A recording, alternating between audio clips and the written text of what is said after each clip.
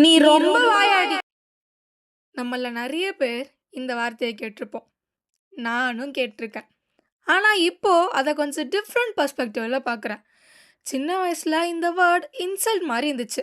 அதனால சில பேர் கொஞ்சம் கொஞ்சமா பேசுறதையே குறைச்சிருவாங்க. ஆனா எனக்கு ஒரு டவுட். பேசுனா வாயாடி, பேசலனா என்ன இவ்ளோ சைலண்ட், ஒப்பீனியன் சொன்னா ஓவர், ஒப்பீனியன் சொல்லலனா பர்சனாலிட்டியே இல்ல. அப்போ கரெக்ட் அமவுண்ட் ஆஃப் டாக்கிங்னா என்ன?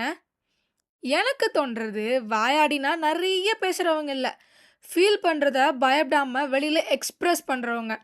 ஒரு ரூம் சைலன்ட்டா இருந்தா கான்வர்சேஷன் ஸ்டார்ட் பண்றவங்க. கரெக்ட் டைம்ல கரெக்ட் வேர்ட்ஸ் யூஸ் பண்றவங்க.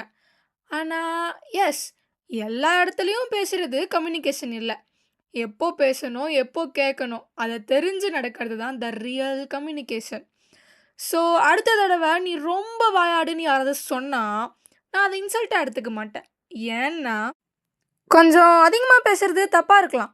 ஆனா, சொல்ல வேண்டிய நேரத்துல சொல்ல வேண்டிய வார்த்தைகள சொல்லாம இருக்கிறது, அத விட பெரிய தப்பு தானே!